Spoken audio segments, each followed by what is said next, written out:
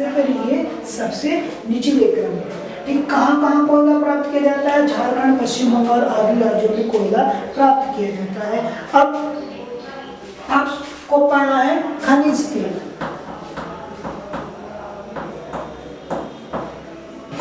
सीधी सी बात है बेटा, खनिज तेल, तो खनिज का मतलब आप समझ रहे हो कि वे पदार्थ जमीन के भीतर से खोदकर निकाले जाते हैं, तो इसलिए खनिज तेल भी क्या है? खनिज पदार्थ है, तो जमीन के भीतर से निकाला जाएगा। सीधी सी बात है। ठीक, आज से हजारों करोड़ों वर्ष पहले जीवों के अवशेष से ठीक खनिज तेल का क्या हुआ है? निर्माण हुआ है। ये भी अवसादी शैलों में पाया जाता है। ठीक, और खनिज तेल को उसी प्रकार निकाला जाता है जैसे हम लोग जमीन के अंदर से छेद करके क्या निकालते हैं? पानी निकालते हैं। यानी हम लोग जो ट्यूबवेल चलाते हैं, ट्यूबवेल के अंदर से जो पानी निकलता है, उसी प्रकार से हम लोग खनिज तेल जमीन के भीतर से निकालते हैं। और आप अच्छी तरह से जानते हैं कि इसका उपयोग कहाँ कहाँ किया जाता है। आज खनिज तेल का सबसे बड़ी मात्रा में जो उपयोग किया जा रहा है वो यातायात के साधनों में और कारखानों को चलाने में आदि में इसका उपयोग किया जा रहा है। उसके अतिरिक्त हम लोग खाना बनाने में भी इसका उपयोग करते हैं। अब ट्यूबवेल के माध्यम से जमीन के भीतर से जो तेल निकलेगा वो शुद्ध नहीं होता, उपयोग करने योग्य नहीं होता, उसके अंदर बहुत सारी अशुद्धियां मिली जाती है। उसको हम किसी तेल शोधनशाला में रिफाइन करेंगे, साफ करेंगे, यानी वो जो अशुद्धियां हैं उनको अलग करेंगे और फिर उसको उपयोग करने योग्य बनाया जाता है। और खनिज तेल के साथ साथ प्राकृतिक गैस भी जमीन के भीतर से मिलती है। और खनिज तेल से आप ग्रीस, ठीक, पेट्रोल, डीजल, केरोसिन, मोबिल, बहुत सारे पदार्थ क्या है? प्राप्त किए जाते हैं। जब हम उसको शुद्ध किए जाते हैं, साफ करते हैं, तो इससे बहुत सारे पदार्थों की हम लोगों को क्या होती है? प्राप्ति होती है। अब आप समझ लेंगे। आपने ट्यूबवेल को देखा होगा, ग्रामीण क्षेत्रों में आपने फसलों को पानी देने के लिए जो ट्यूबवेल है उसको देखा होगा। जिस प्रकार ट्यूबवेल बनाकर जल निकाला जाता है, जिस प्रकार हम पानी निकालते हैं जमीन के भीतर से और जिसे पीने के लिए, सिंचाई के लिए हम उपयोग करते हैं, उसी प्रकार तेल को भी मशीनों की सहायता से धीरे धीरे जमीन के भीतर से निकाला जाता है। यह खनिज तेल अवसादी शैलों के छिद्रों या रंध्रों में पाया जाता है। ऐसा मान लीजिए अवसादी शैलों में पाया जाता है, क्योंकि कोयला और खनिज तेल ठीक लगभग एक ही क्रम में बने हैं और एक ही प्रक्रिया से बने हैं, तो एक ही प्रकार की शैलों में ये पाए जाएंगे। और वो शैल आपको यहाँ लिखी हुई है बेटा, वो है अवसादी। अवसादी को हम परतदार भी कहते हैं। तो परतदार या अवसादी दोनों एक ही शैल के क्या है? नाम है। खानों से निकले तेल को कच्चा तेल कहते हैं। क्या कहते हैं? कच्चा तेल या अशुद्ध कहते हैं, क्योंकि उसके अंदर कुछ बहुत सारी अशुद्धियां मिली होती हैं। खनिज तेल को पानी की तरह सीधे उपयोग नहीं कर सकते, इसलिए खनिज तेल को साफ करने के लिए तेल शोधनशाला ले जाया जाता है। एक ऐसे स्थान पर लेकर जाया जाता है जहां उसको साफ किया जाता है, उपयोग करने योग्य बनाया जाता है। अब आप लोग प्राकृतिक गैस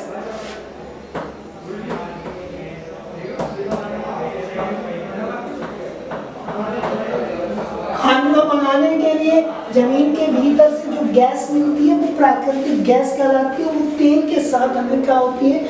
जमीन के अंदर से प्राप्त होती है। ठीक, और प्राकृतिक गैस के द्वारा प्रदूषण, पर्यावरण प्रदूषण बहुत कम होता है। ऐसा मान लीजिए नाम मात्र का होता है या होता ही है। ठीक, क्योंकि जलने पे ये धुआं नहीं देती, और जब धुआं नहीं देती तो वायुमंडल में कार्बन की मात्रा नहीं बढ़ती है। प्राकृतिक गैस खनिज तेल के साथ ही कुओं के भीतर से प्राप्त होती है। खनिज तेल के साथ ही प्राप्त होती है प्राकृतिक गैस। ज्यादातर प्राकृतिक गैस क्षेत्र स्थल एवं सागर, महासागर के तलीय क्षेत्रों में मिलते हैं। स्थल एवं सागर या महासागर के तलीय भागों में प्राप्त किए जाते हैं। यह गैस कुओं से धीरे धीरे मशीनों द्वारा निकाली जाती है, मशीनों के द्वारा निकाली जाती है। इसका उपयोग ऊर्जा के रूप में विभिन्न प्रकार से किया जाता है। विभिन्न प्रकार से हम लोग ऊर्जा के रूप में, ऊर्जा का मतलब क्या होता है? शक्ति, ठीक, मशीनों को चलाने वाले साधन, जैसे बिजली के उत्पादन में मोटर इंजन चलाने में इसका उपयोग किया जाता है। किसका? प्राकृतिक गैस का। एक स्थान से दूसरे स्थान पर, ठीक, खनिज तेल और प्राकृतिक गैस को एक स्थान से दूसरे स्थान पर ले जाने के लिए पाइप लाइन परिवहन, किसका उपयोग करते हैं? पाइप लाइन परिवहन का उपयोग करते हैं।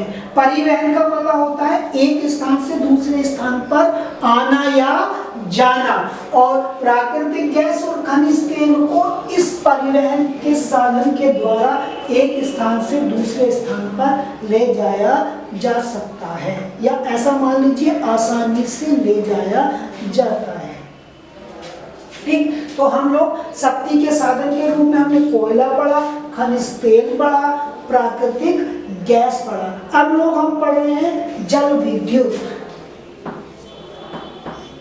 जल विद्युत, जिसको हम बिजली, ठीक, कहते हैं। तो जल विद्युत यानी बिजली भी शक्ति का एक साधन है। इसका उपयोग हम मशीनों को चलाने के लिए करते हैं।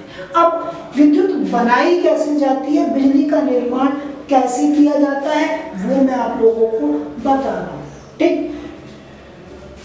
पानी को एक बहुत ऊंचे स्थान से नीचे गिराया जाता है और उस निचले स्थान पर एक टरबाइन लगी होती है, पंखा के रूप में टरबाइन लगी होती है। जब वो पानी इसके ऊपर गिरता है तो वो घूमने लगता है, ठीक, और उससे हमें क्या होता है? विद्युत का निर्माण होता है, और बाकी कुछ पानी जो बचा होता है वो निकल जाता है। उसको हम सिंचाई यानी नहरों के रूप में उसका उपयोग करके सिंचाई में प्रयोग कर लेते हैं। तो ये है जल विद्युत बनाने की विधि। अब आप समझेंगे कि कोयले की ढुलाई महंगी पड़ती है, खनिज तेल भी देश की मांग एवं खपत से कम उत्पन्न होता है।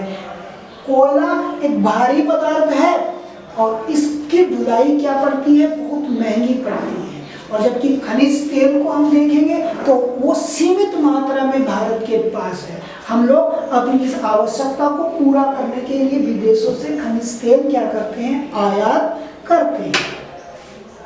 इसलिए देश में जल शक्ति विकास किया गया है। इन दोनों के महत्व को देखते हुए हमने क्या किया है? जल विद्युत शक्ति के विकास किया है, ठीक, इसको विकास किया है। आपने अपने घर, विद्यालय, आसपास छत में लगे बिजली के पंखे को चलते देखा होगा, ठीक। हम लोग बिजली के पंखे, टेलीविजन, अन्य उपकरण चलते देखते हैं। उसको किससे चलते हैं? बिजली से या जल विद्युत से चलते हैं। आइए जानिए, पहाड़ी और उच्च पठारी क्षेत्रों में नदी पर बांध बनाकर, बांध का मतलब होता है नदी के पानी को क्या करना है?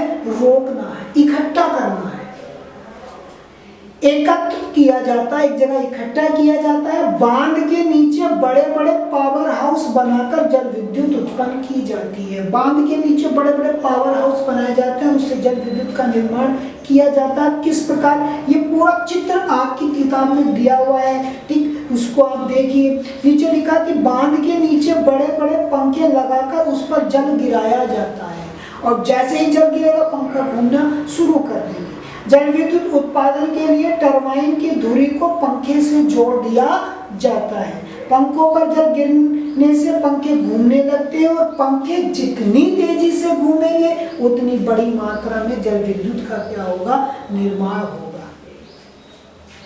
क्योंकि ये पंखों की धुरी से बिजली पैदा करने वाली मशीन का संबंध होता है। आपको नीचे पंखे दिखाई दे रहे हैं, छोटे छोटे, जितनी तेजी से वो घूमते हैं उतनी तेजी से वो जल विद्युत का क्या करते हैं? निर्माण करते हैं। आगे आपको क्या है कि हीराकुंड, नागार्जुन, रिहंद, भाखड़ा नांगल बांध, यानी ऐसे कुछ बांधों के एग्जाम्पल उदाहरण दिए गए हैं जिसके द्वारा हम लोग जल विद्युत का क्या कर रहे हैं, निर्माण कर रहे हैं। ठीक, इनके द्वारा से हम लोग जल विद्युत का क्या करते हैं, निर्माण करते हैं। अब बिजली की आवश्यकता कहाँ कहाँ है ये भी आप जानते हैं, कल कारखानों में, उद्योग जिसे कहते हैं, घरेलू उद्योग धंधों में, कृषि एवं घरेलू उपयोग के अतिरिक्त बिजली का उपयोग कहाँ पर होता है। ठीक, आप लोग सोच के लिखेंगे। आपने देखा होगा आजकल क्या कि रेल चलाने के लिए किसका, बिजली का प्रयोग किया जा रहा है। ठीक, क्योंकि रेल किससे चलती है, पहले कोयले से चलती थी, उसके बाद खनिज तेल से रेल चलने लगी, लेकिन खनिज तेल की मात्रा भारत के पास क्या है, सीमित है। ठीक, हमको विदेशों के ऊपर निर्भर रहना पड़ता है, इसलिए खनिज तेल के विकल्प के रूप में हम लोग जल विद्युत का विकल्प तलाश रहे हैं, क्योंकि भारत के पास जो नदियां हैं वो सतत बहनी हैं, लगातार उनके अंदर पानी बना रहता है, तो उससे पूरे वर्ष हम लोग विद्युत का निर्माण कर सकते हैं।